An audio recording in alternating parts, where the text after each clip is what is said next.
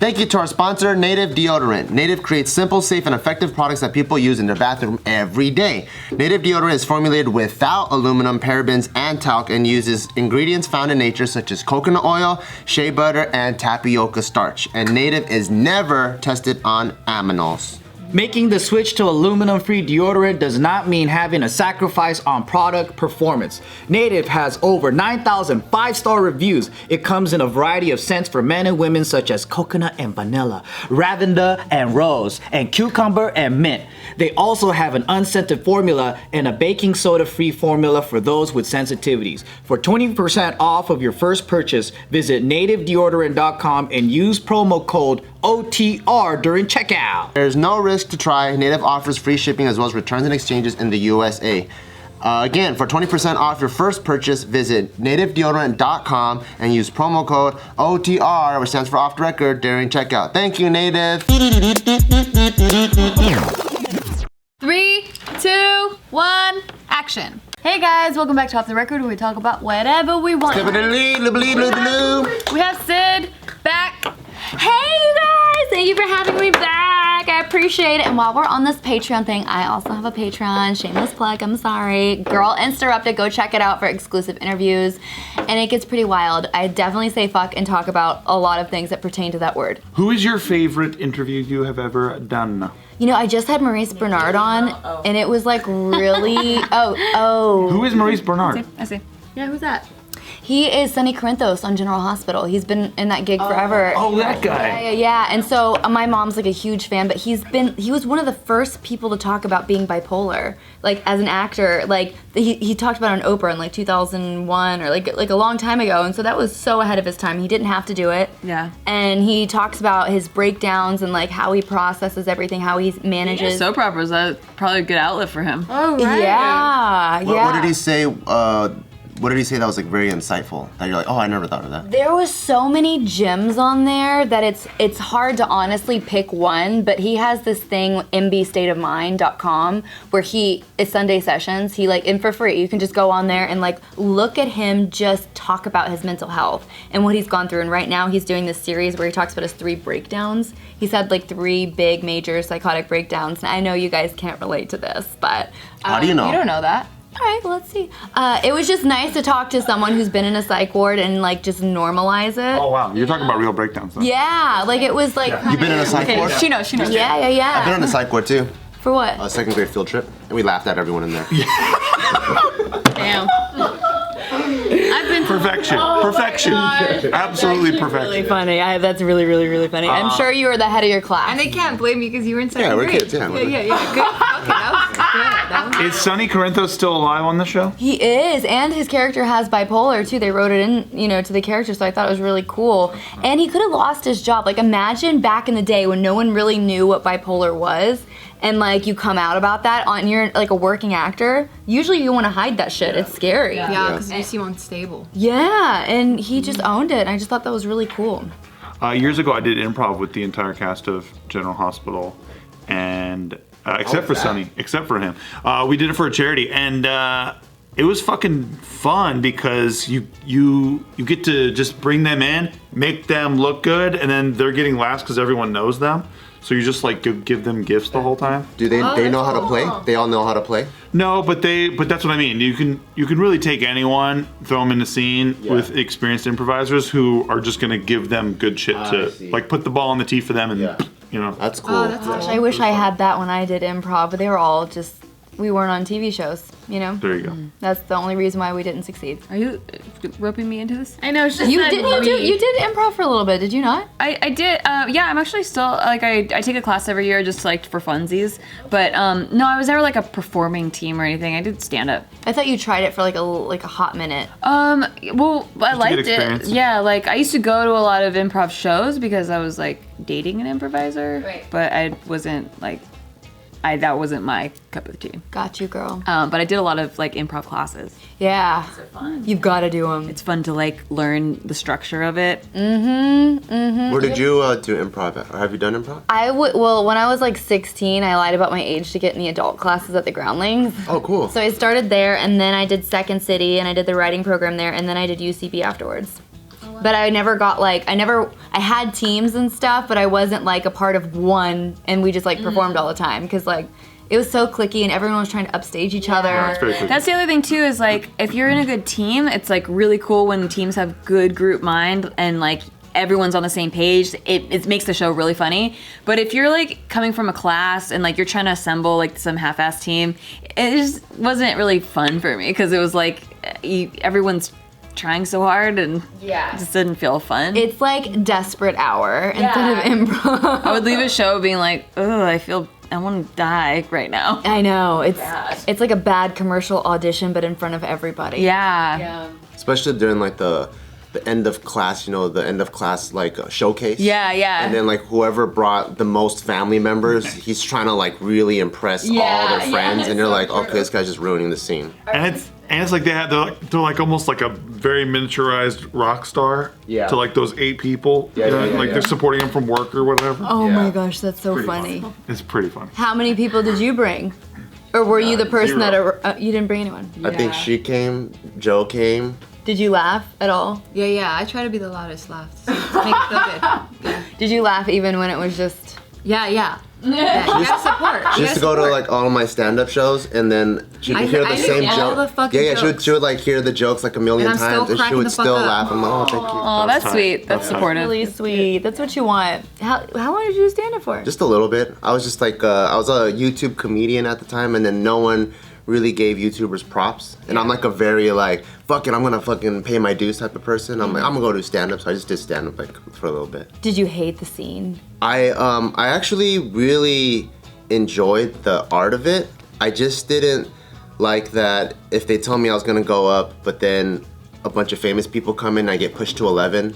And then since I'm trying to do this whole YouTube schedule thing, like it just fucks my whole night up. I didn't really like that part of it. I can totally relate to You that. have to like be part of the social scene. Yeah. Like to really like gotta hang book out. rooms. If you don't hang out, then they're like, it's like the promoters want to bring you back. Just because I don't want to hang out. But even if I killed, it doesn't really matter. You have to like kind of play the game. Yep. That's improv too, man. I was directly told to like, you want to know why you're not on a Herald team? It's because you don't hang out. And I was like, I can't. I gotta fucking work. Yeah. And it's just like, I just hate nighttime stuff. I hate hanging out at night. I remember you telling me that on the podcast. It was so Can funny. we do like a hang breakfast? Like I would totally be down for like some brunches, be in that social scene. Yeah. But yeah, everything's so late at night. I'm like, Are comedy clubs usually Like nighttime? Yeah, There's no daytime comedy stuff. I know, but that's what I'm saying. It doesn't fit. Like I'm good at doing the show part, and then I would just leave because I can't just hang. Like I get drained by people trying to talk to me at bars late at night. Like I would rather, I don't have any energy at that point. And I'm I a just- morning person. And I just didn't like the food at Birds, and that's where everyone went at UCB, and I was like, oh god, I can't hang because I hate this food. You could have gone to the Scientology Center. It was right across the Nobody street. hung there. Nobody wanted to. If only. That bad at Birds. I didn't like it. I didn't like, because you have to do all the self-promotion. Like I have some very awesome loyal fans, but some of them can get a little too aggressive and a little, they feel kind of entitled. If you guys have all the live events and stuff, like some people are just a little too pushy. And especially in that environment, like the bouncer doesn't give a fuck. They're not like looking out for the comics. They're just like want to have a drink and they want their set time because they're all comics trying to make it too. Yeah, for sure. So that's what I didn't really like about it. And also I just felt like it got to a point that it just was a little toxic for me. I was like, I have to constantly hear all this negativity and comments and everything else, and then you're not right for this, you're not right for that. And it's just, you have to kind of deal with the rejection if you're not like tight with the people and all that stuff. And I was like, you know what? I'd rather just get like a disgusting dick pic from wherever the hell it is and be told I'm a slut or a whore instead of having to deal with all that and do all my hair and makeup and then go and then just get like harassed anyway. Wait, you get harassed? Well, like, yeah, the other comics are trying to hook up with you. The bookers are trying to, like, work it because they think that you're desperate for a spot. And you're like, no, I'd rather make it, like, a YouTube video or an Instagram video or anything else. Dude, imagine sucking dicks, you could get a 5-minute spot on a comedy night. That's so depressing. Yeah, girls have it tough. It's not, and the guys try to totally take advantage of it. It's just so, like, I did not like it. So I'm glad that I quit. So you did stand up before, you don't do anymore? My last show was an anti-Valentine's Day show this year. Speaking of, I sucked 5 dicks so I could get 15 minutes at the Ha Ha Cafe on November 18th. It's Bart's birthday. If you want to celebrate Bart's birthday with us, Awesome. come to the show. Thank you for remembering my birthday. Welcome. She remembers everything, I swear to God. Really? Yeah, I remember everyone in Important's birthday. Yeah, I thought so. She didn't remember Syd's birthday. I did. Yeah, I remember that she didn't remember. Actually, I had no text message, nothing, but it's okay. When's your birthday? I didn't get a text. I actually have never heard your birthday. I don't know what your. If I hear it right now, I will remember it forever. September 26th. I'll remember it forever. Thank you. You said February. Girl, no, I said my last show was in February. 26th. You know what's weird though? As I thought you were a Virgo. Wait, what? I thought you were Virgo, and I'm disappointed. I'm a Libra. I'm on a cusp of a Virgo. I know. Why is my sign pissing you off? It's not pissing me off. I just It pissed me off. I had September in my head. Just thought you were a Virgo on the beginning of it. Syd Timber. I hate it. Nikki Vember. I hate your month too. August? Yeah, it sucks. Why? Because it's your month. Oh. Whoa. What the hell? Wait, you can do that to me, but I can't do that Well, back. yeah. Yeah. That's kind of how this works. The fuck is happening here? Great. All right. I'm gonna remember that. What's my birthday? She just said. I know when your birthday is. When? It's in November. Yep. Well, yeah. What day? November 32nd. No, I want to say, here, let me guess this shit, all right? It's either the 12th or the 17th or the 15th. You're dead wrong. so You're right. wrong every time. You missed it every time. You know what? I am good at something. What are you good at? Making things wrong. Okay, next. That's true. You're very good at that. You're skilled. Thank you. Expert level. If I tell you right now, will you remember forever? Yes. November 2nd. Next time I see you. Oh, I can't forget that because of a somber reason, but I'll remember it. Okay. Yeah. Yeah. Cool. So now we know everyone's birthday. Yeah. Now I know everybody's birthday here. It's the day before Greg's birthday. Greg, the guy that died, that was my ex-boyfriend. That was my life. The Wilder. He was the love of your life? Mm-hmm. Oh, And what happened to him? He was run over by a train. No. Jesus, he was run over by a train? I talked about this before. You did. Maybe they weren't here. Oh, were they not here? Yeah. I was, but I don't remember. Yeah. What? I haven't done JQ News with you. I know. It's our first time ever doing this together. Yeah. This is my second tour. Thank you for tolerating. Yeah, I know. Can you tell the train story again? Maybe I heard it, I don't remember. You don't remember? Oh, he was filming content and Oh, the fitness guy. yeah, Greg Plitt. Yeah. So he was filming content and he was run over by the train. Whoa. Train tracks in Burbank. Yeah. Was he trying to obviously get a train on camera? Yeah, he'd filmed there before, so he had this Way Up energy drink that he was promoting, and so like he had this Superman, like, you know, Superman, how he like outruns a train. Yeah. So that's what he was doing, but then he slipped on the train track. Oh my god. And then the train. Was he ran with over. other people? Yeah, the whole film crew and everything saw it, and they had to pick up his like body. Really traumatic. When did that happen?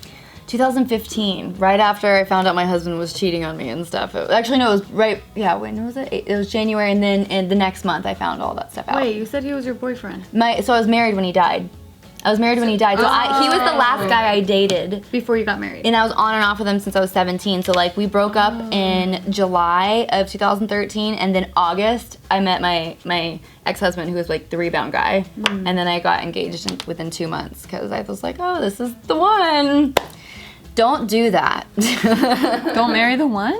Don't marry someone because you like in 2 months of knowing, or you know, whatever. That's like too much. Don't do train commercials either. Yeah. Dude, don't fucking do it. That's hard. That one's hard. I can't laugh at that. No, I mean, that's just rough, dude. I His can't. parents never liked me. It was like, dude, the second they ask about like the dad, oh fuck. I met the mom twice, but the mom did not want to remember either time. The dad asked me about my relationship with my dad, and then like, have you ever had a conversation with someone where they stop talking to you in the middle of your conversation because they don't agree with you? Oh So like you're still trying to explain yourself, and then they're just like, Oh, ouch. like they moved on. I was like, okay, well, I'm not gonna win this audience. I got it. All right. They had this girl that they wanted him to marry. They were like pushing on him, and he was so not into it, like at all. Here's the fun. It's not fun, but it's an interesting story. So he didn't like her boobs because they like flopped everywhere because they were like super big and real, like Kate Upton, but when she was pregnant. So she had them lifted. She had plastic surgery for him. She was healing from the surgery when he died. So at the funeral, her tits looked amazing. That's what you noticed at the funeral? There was a lot of guys. My sister went with me, and there was so many guys that she hooked up with that were there, and it was just like they kept coming up to her, and I was like, oh my gosh, so many spray and then my hairdresser was getting kind of turned on because there are a lot of fitness people there. Yeah. So like between my sister and my hairdresser, what? At the funeral they were Yeah. turned on? I get it because it's a lot of emotions. I was just at a funeral. I got horny. Yeah. We did have thank sex. We did that night. have sex after. Something about death can bring that out in people. Can we go to a funeral? But then when It's like you're vulnerable. It's like your emotions and you're vulnerable. You're like, I care about this person a lot, and I appreciate them. That kind of Are thing. you saying that you're pregnant? No. Oh. I mean, I could be, but I haven't tested or anything. Oh, okay.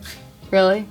At least you have an excuse. Like, I'm just getting fat right now. You know, like, I'm on this new thyroid medication. I'm gaining weight. I was there earlier this year. I mean, for the past 3 years, I had a thing in my intestines. I finally found out what it was that was, like, making me bloated every single day. And then, like, the fat stuff. You lost weight. What did you do? I went intermittent fasting, and I went on the low FODMAPs diet to get rid of the thing while I was taking antimicrobials to get rid of the gut health. bacteria. What do you think, what was the thing? It was SIBO, small intestinal bacterial overgrowth. Ooh. So I had to take antimicrobials, and then while you're doing that, like certain foods will feed the bacteria, so you have to be on this really strict diet. And then I was intermittent fasting too, so that it kind of like starves the bacteria while they're getting killed by the thing. Are you good now? Yeah, I think so. I've been like pretty much on back to normal diet, like, and not having to intermittent fast for the past like 2 months. I tell everyone I'm fasting when I just like need to cook and I haven't cooked yet and I don't have any food. I'm like, oh, I'm fasting, but it really, I don't have any food. Yeah, I should get better at preparing. Why don't you just say that? Well, it sounds better. Oh.